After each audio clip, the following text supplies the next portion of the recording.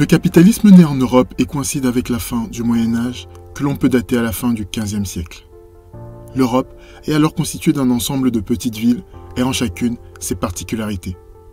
4 innovations vont permettre à l'Europe de dominer le monde. 1. La banque. En Italie, à la fin du XIVe siècle, c'est le début de la Renaissance. Dans la ville de Florence, différentes familles de changeurs et de banquiers créent les premières banques modernes. L'une des plus connues est la dynastie des Médicis, qui deviendra la famille la plus riche et la plus influente d'Europe entre le XVe et le XVIe siècle. En effet, très vite, la ville de Florence est trop petite pour les Médicis, qui vont ensuite étendre leur influence à toute l'Italie, puis à la France, plaçant 2 reines sur le trône de France, Catherine de Médicis et Marie de Médicis. Bientôt, l'influence des Médicis s'étend à l'ensemble du monde catholique, 3 papes étant issus de leur dynastie, Léon X, Clément VII et Léon XI. Jamais une famille n'avait concentré autant de pouvoir. On verra par la suite qu'une autre famille va s'en inspirer. 2. La bourse. C'est à Venise que l'on retrouve les traces des premières bourses d'Europe. La ville possède une excellente flotte et contrôle la mer Méditerranée. Après avoir pris le contrôle de quelques îles grecques, Venise s'impose comme le plus grand port de la Méditerranée, une mer sur laquelle elle règne en maître. Passage obligé vers l'Inde et ses épices, Venise devient également une place d'échange. C'est ainsi que l'une des premières bourses voit le jour en Europe. Mais ce ne sera pas la dernière. Anvers prendra le relais, puis Amsterdam, puis Londres. 3. L'arme à feu.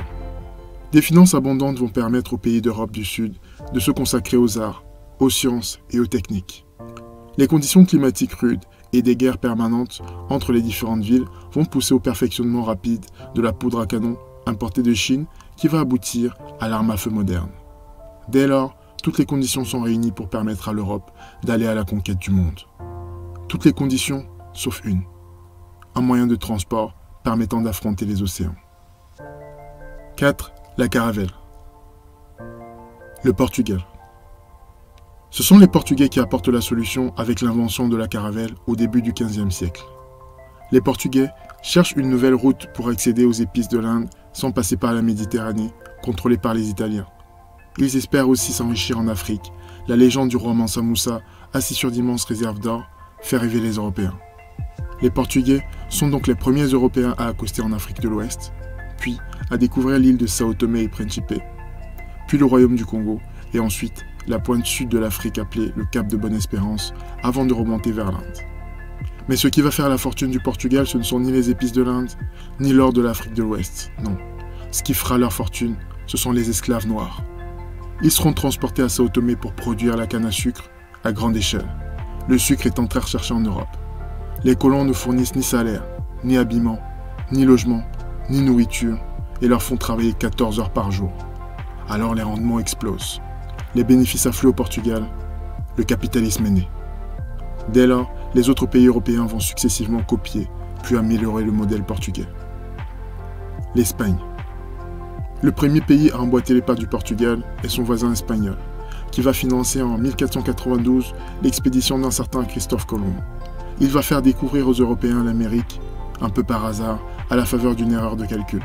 Ce dernier recherchant en fait une nouvelle route vers l'Inde. C'est la naissance du commerce triangulaire entre l'Afrique, l'Europe et l'Amérique. Dès lors, la demande en esclaves va exploser, les profits aussi. Les Pays-Bas. Au début du XVIIe siècle, les Provinces-Unies, l'ancien nom des Pays-Bas, vont industrialiser la fabrication de la caravelle. Le pays s'appuie aussi sur des ressources financières énormes avec le succès de la Compagnie néerlandaise des Indes orientales, créée en 1600, et considérée encore aujourd'hui comme l'une des entreprises les plus importantes ayant jamais existé.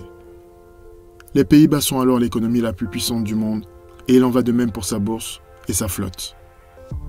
Naturellement, elle a massivement recours aux esclaves, dans les plantations, et pille les ressources des différentes régions conquises, aux autochtones, et même parfois aux autres puissances européennes, comme le Portugal ou l'Espagne.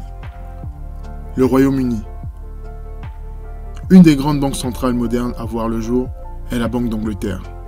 C'est aussi la première banque centrale à avoir recours à une autre innovation, l'obligation d'État.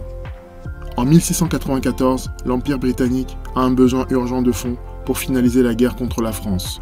Les rares banques privées de l'époque ne pouvant chacune supporter un tel investissement, plusieurs banques privées vont s'associer pour former une banque centrale. la Banque d'Angleterre est née. Une troisième innovation financière va être déterminante pour la place de Londres, ce sont les contrats d'assurance qui vont y être popularisés. Il sera pour la première fois possible de financer des expéditions en mer sans prendre le risque de tout perdre. Très vite, Londres va attirer les capitaux des plus grandes fortunes d'Europe. Le succès est si fulgurant qu'en une décennie, l'Angleterre, déjà liée au Pays de Galles, va cette fois absorber l'Écosse pour former en 1707 le Royaume-Uni. La City de Londres est alors le premier pôle financier au monde. La flotte britannique devient elle aussi la plus puissante du monde et le Royaume-Uni se lance à la course aux esclaves et aux colonies sur tous les continents. Au fait de sa gloire, le Royaume-Uni est surnommé l'Empire où le soleil ne se couche jamais. À ce stade, aucune puissance ne peut contester au Royaume-Uni sa suprématie. Aucune, sauf une puissance voisine, la France. Sous Louis XIV, dit le roi Soleil, qui a régné de 1643 à 1715, 72 ans, soit le règne le plus long de l'histoire de France, le roi stabilise et organise le royaume qui devient alors le plus peuplé d'Europe. C'est aussi l'armée la plus puissante d'Europe. Bien que bénéficiant d'un marché intérieur très important, les Français ne peuvent se résoudre à laisser le commerce international aux Anglais, aux Néerlandais et aux Portugais. Par ailleurs, aucune grande puissance ne peut décemment surpasser des immenses profits générés par le commerce des esclaves et l'exploitation de leurs terres. À défaut de dépasser les Anglais, la France doit tout mettre en œuvre pour refaire son retard sur les autres puissances européennes.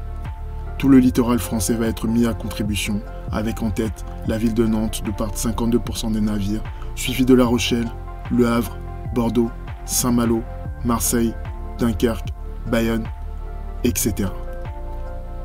La France va vite refaire son retard en Afrique, en Amérique et en Asie. À la fin du XVIIe siècle, les pays européens dominent largement le monde et le capitalisme va bientôt connaître un tournant majeur. L'esclavage va progressivement laisser place à la servitude volontaire, comme nous le verrons dans notre prochaine vidéo. Si vous avez aimé cette vidéo, n'hésitez pas à liker, à partager cette vidéo et surtout à vous abonner à la chaîne en activant la cloche de notification pour ne surtout pas manquer la prochaine vidéo qui s'annonce explosive. À très vite.